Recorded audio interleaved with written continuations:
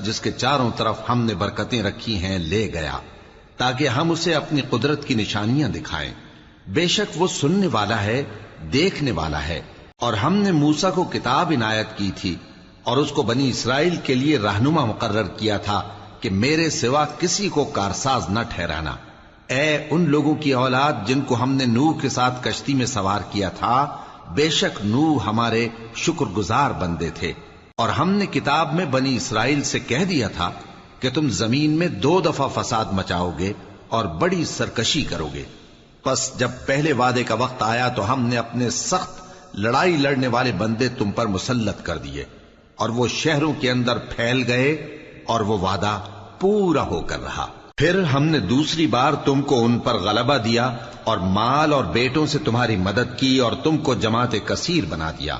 اگر تم نیکوکاری کرو گے تو اپنی جانوں کے لیے کرو گے، اور اگر